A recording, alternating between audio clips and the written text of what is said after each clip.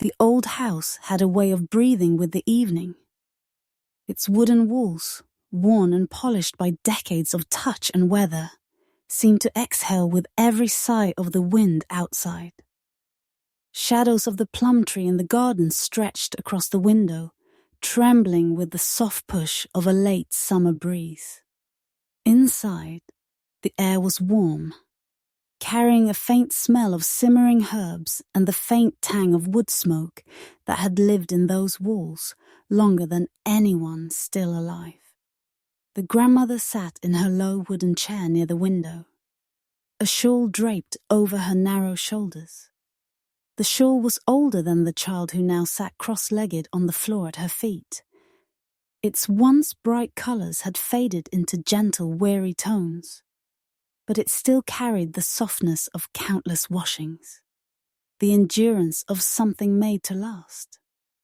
Her hands rested in her lap, wrinkled and veined, fingers curled in the shape of a life spent working.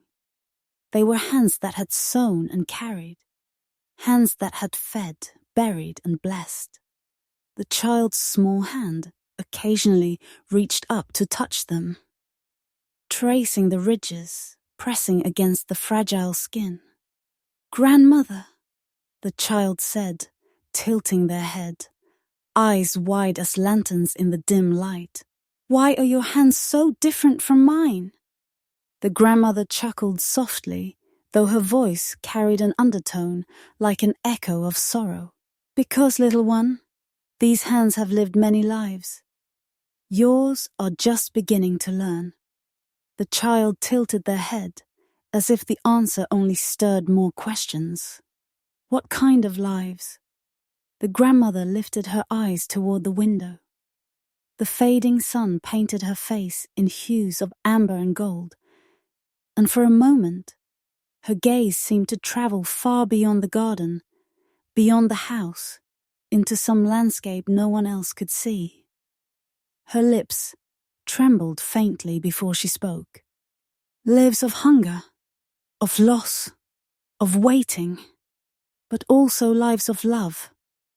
The kind of leidten, or that holds you together when everything else falls apart." The child leaned closer, curiosity brimming. "Will you tell me?" Her eyes softened. "Yes," she said after a pause, "but you must listen with your heart, not just your ears." The child nodded solemnly, as if making a promise. And so the grandmother began. "I was born in a house much smaller than this one, in a village that barely exists anymore. It was a place of dirt paths and clay walls, of fields that gave more stones than grain. We had little, so little that even dreams felt too heavy to carry. My earliest memory is not of play, but of silence. The silence of empty bowls, the silence of my mother's tears when she thought we were asleep. That silence was heavier than any noise." As she spoke, her voice deepened, pulling the child into another world. The walls of the present seemed to dissolve, and in their place rose a fragile home of mud and thatch. Inside, a little girl sat in the corner, her knees pulled tight to her chest. The fire had died in the hearth, leaving behind only the sharp smell of smoke and ash. Her mother's back was turned, her shoulders trembling as she leaned over a table with nothing on it. That girl, the grandmother as a child, had eyes too big for her thin face, eyes that searched for something she couldn't name. She had a brother, smaller still, who clung to her arm. They sat together in silence, stomachs aching, waiting for the sound of their father's footsteps. But often, those footsteps did not come until long after nightfall. Sometimes they didn't come at all. "My father," the grandmother's voice continued, "was a man worn down by the world. He worked where he could, fields, roads, sometimes in far-off towns. He always promised he would bring to me. would bring something home, but more often than not, it was only his tired body that returned. The child in the present squeezed her grandmother's hand. "Were you afraid?" The old woman closed her eyes briefly, then opened them again, as though seeing both past and present. "Afraid, yes, but fear was like the air. We breathed it every day. It was not the kind of fear that makes you scream. It was the quiet kind, the one that settles inside your bones until it becomes part of you." The fire outside the window dimmed further as twilight approached. Inside, the house seemed to grow softer, more intimate, as though it were leaning in to listen as well. "In those days," the grandmother went on, "my mother's hands were always busy. She stitched clothes from scraps, mended tools with wire, cooked with whatever the earth gave us, even weeds, even bark. She never stopped moving, because if she stopped, the weight of life would crush her. I learned from her that survival was not just about food, but about spirit. You keep going, no matter how little you have. Because to stop was to surrender." The flashback widened. The young girl, bare feet in cracked earth, carrying a jug of water heavier than her own body. Her arms trembled, her breath quickened, but she did not stop. She learned early that the world did not wait for you to grow strong. You had to learn strength as you went. "Grandmother?" the child whispered in the present, their small hand clutching the shawl now. "Did you ever play? Did you have toys?" The grandmother smiled faintly, though her eyes glistened. "Play was a luxury. My toys were stones and sticks. The songs my mother hummed when she tried to lull us to sleep on empty stomachs. But even in the hardest days, we found moments. My brother and I would chase each other in the dust, laugh at shadows on the wall. Even sorrow allows small mercies." She looked down at her own wrinkled hands. "Perhaps that is why I cherish watching you play now. You remind me of what I once longed for." The child rested their head against her arms. Quiet now. Listening, not just with ears, but with that heart the grandmother had spoken of. The room settled into silence for a long while, broken only by the creak of wood and the distant cry of a bird finding its way home. The grandmother's gaze had gone far again, her voice softer as she added, "Those days shaped me. They taught me that even when your hands are empty, your soul can still hold on.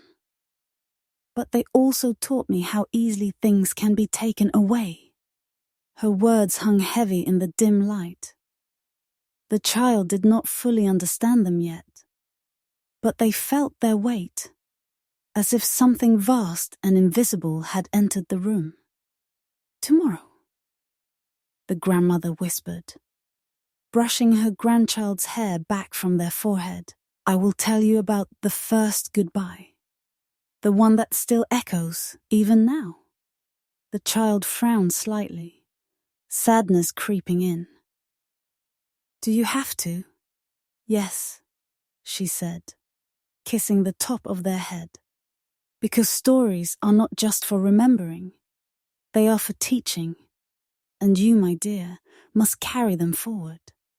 The child nestled closer, wrapping their small arms around her legs. The grandmother rested her hand gently on the child's back, and for a moment, the past and present braided together. Silence and warmth, loss and love, under the soft glow of the evening light. And outside, the plum tree swayed, scattering shadows across the window like fragments of memories still alive. The night had stretched long, wrapping the small house in silence. The child had fallen asleep at her grandmother's knee, their cheek resting against her lap, breath soft and steady. The grandmother remained still for a long while, her hand resting gently on the child's hair, her gaze lost in the play of shadows cast by the lantern. In the stillness, while the past pressed in again, memories have a way of waiting for the quiet, and when the quiet came, they rushed forward like a tide. The next evening, as twilight bled into the corners of the room once more, the child sat upright and expectant, as though they had been waiting all day for the story to continue. "Grandmother," they asked softly, "yesterday you said you would tell me about the first goodbye. What did you mean?" The grandmother shifted in her chair, the shawl pulled tighter around her shoulders. Her eyes seemed heavier than before, as if the weight of years was leaning on them. For a long moment, she did not answer. Then, slowly, she began. "I was no older than you are now," she said, her voice low, each word chosen with care. "Perhaps a little older. My father had been away for many weeks. The days felt endless without him. And my mother, she grew thinner, as though the waiting itself was consuming her. My brother cried often, asking when father would come back, and I had no answer for him. The flashback unrolled before the child's mind, a narrow dirt road, cutting through fields of brittle grass. A young girl, the grandmother as a child, stood barefoot at the edge of the path, clutching her brother's hand, watching the horizon with desperate eyes. Dust rose faintly in the distance, and for a fleeting moment, hope flickered. But it was not their father who returned that day. It was a neighbor, shoulders bowed, carrying something wrapped in coarse cloth. The bundle was too small to be anything but tear. "Ribal news. My father," the grandmother whispered, her voice trembling despite the years, "never made it back from the road where he worked. They said it was an accident. Stones collapsed while he was digging. He did not survive." Her hands tightened in her lap. The child, sensing the sorrow, reached out and covered one of those hands with their own. "What happened then?" the child asked, their voice barely above a whisper. The grandmother's eyes glistened. "My mother fell to the ground when she heard." She wept until her body could no longer produce tears. I remember standing there, holding my brother's and feeling as though the earth had split open. I did not understand death. All I knew was that my father would never walk through the door again, and the silence that followed his absence was louder than any storm. The scene deepened in the memory. The mother kneeling in the dirt, wailing into her hands. The girl clinging to her younger brother, who was too young to comprehend. That night, the house was colder than ever. The fire in the hearth sputtered out, and no one moved to rekindle it. I tried to be strong, the grandmother continued, her voice breaking slightly, but I was only a child. I wanted to cry, to scream, to demand that the world give him back. Instead, I swallowed my grief, because my brother needed me. That was the first time I understood what it meant to carry someone else's pain. The child in the present sniffled, eyes wet. "That's so sad. Did you ever dream of him after?" The grandmother smiled faintly, though her lips trembled. "Yes. Many nights I dreamt he came back, walking through the fields with a sack of bread, smiling as he used to. In dreams he was alive, but in the morning, reality was always waiting. Did it get easier? The child asked. Her eyes drifted toward the window, where dusk once again painted the world in mute and gold. No, you do not stop missing someone you love, but you learn to live with the missing. It becomes part of you, like a scar. It aches sometimes, but it also reminds you that they were once real. The room fell quiet again. The child leaned forward, resting their forehead against their grandmother's knee, tears glistening on their cheeks. The grandmother stroked their hair gently, humming a lullaby her own mother once sang. "Why do people have to leave?" the child asked, their voice muffled. The grandmother's answer was soft, almost a sigh. "Because life is not ours to hold forever. But love, little one, love stays, even when people go. My father's love has lived through me, and now it will live through you." The child lifted their head, their eyes wide with something deeper than innocence. "Then I'll remember him too," they said firmly. The grandmother kissed their forehead. That is all he would ever ask. Outside, the evening deepened into night. The stars rose, silent witnesses to the story passed from one generation to the next. The grandmother leaned back in her chair, her heart both heavy and light. Heavy with memory, light with the knowledge that her father's story had not ended in the earth, but continued here, in this warm room, in the bright eyes of her grandchild. And for the first time in many years, the first goodbye felt a little less final. The next morning, the smell of porridge drifted through the house. The child sat at the table, spoon in hand, though their minds seemed elsewhere. Their grandmother moved slowly around the kitchen, her steps careful but steady. Every movement an echo of years of repetition. "Grandmother," the child asked suddenly, "what happened after your father was gone? Who took care of you?" The grandmother set the ladle down, the wooden spoon clinking softly against the pot. She turned, her face shadowed by the morning light streaming through the window. "We took care of each other," she said simply. The child tilted their head, puzzled. "But you were only a little girl." The grandmother sat across from them, folding her hands. They were knotted, veined, the nails worn. "Yes," she said softly. "But childhood ended for me the day my father was buried."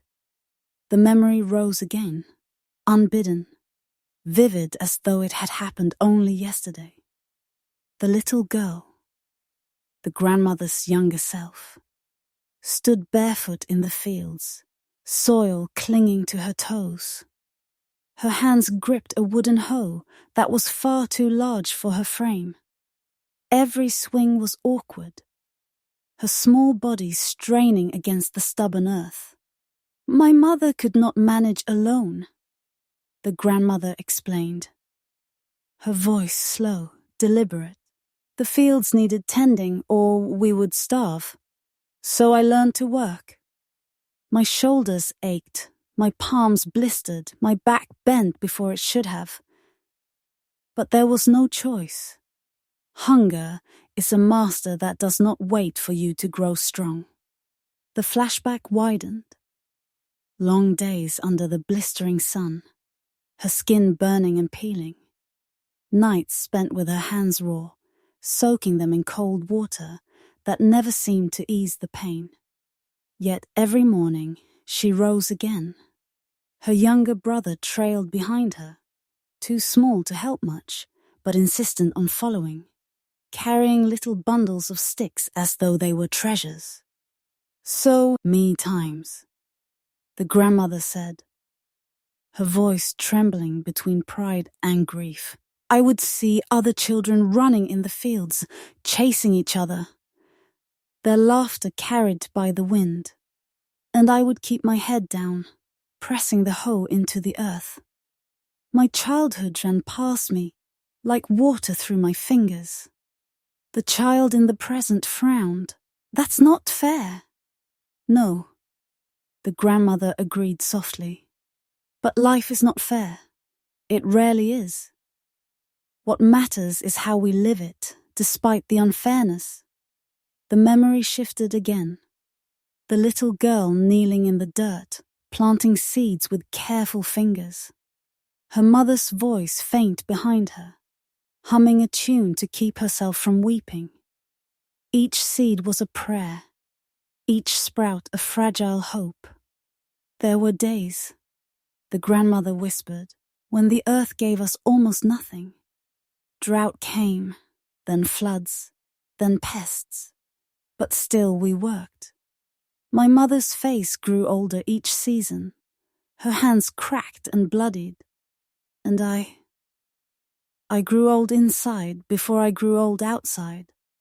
She paused, her eyes closing, as if reliving the exhaustion in her bones.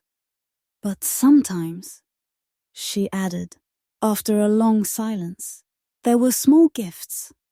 A basket of beans that grew despite the dry season. A cluster of wild berries found near the stream. The laughter of my brother when I let him ride on my back while I carried water.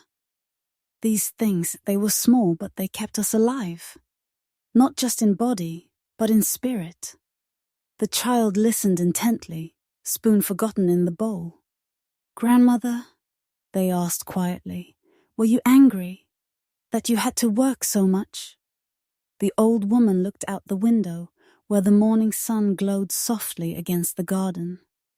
Sometimes I was angry at the world, at the sky, at the soil. I wanted to shout, to ask why it had taken so much from us. But then I would look at my mother's face, so tired, and at my brother's eyes, so hungry, and I knew my anger could not feed them. My work could. The child lowered their gaze, stirring the porridge without eating. "You must have been very brave." The grandmother reached across the table, placing her wrinkled hand over the child's small one. "Not brave," she said softly, "just stubborn. Sometimes, stubbornness is all that keeps us alive." The flashback returned. The girl, older now, carrying a bucket of water heavier than herself, stumbling, spilling, but never letting go. Her legs shook, her breath tore from her chest. But she pressed on. In the distance, her mother watched silently, both proud and pained. "Those fields taught me everything I know," the grandmother said, her voice slow, steady. "They taught me patience, they taught me endurance, they taught me that life is hard, yes, but also that we are harder." The child finally lifted their spoon and took a bite, chewing thoughtfully. "Do you miss the fields?" they asked. The grandmother smiled faintly. "Sometimes. Not the hunger, not the pain, but the earth has its own language. It whispers if you listen. I miss that. The sound of seeds breaking a dewy soil, the smell of rain on dry ground. It reminded me that even when everything feels broken, something new can still grow." The house settled into quiet again, only the faint ticking of the clock filling the space. The child leaned forward, their eyes soft. "Grandmother," they said, "when I grow up, I don't want you to work anymore. I'll do everything for you." The old woman's throat tightened. She reached out, brushing a strand of hair from the child's forehead. "By the time you grow up," she whispered, "I may no longer need work. But if you remember these stories, if you carry them in your heart, that will be enough. That will be the work I ask of you." The child nodded solemnly, as though making a vow. And outside, the garden lay still, the soil rich with the memories of all those who had bent their backs and bled into it. The grandmother closed her eyes, hearing once more the echo of her own son, all hands striking the earth, and the silence that had followed. A silence not of despair, but of survival.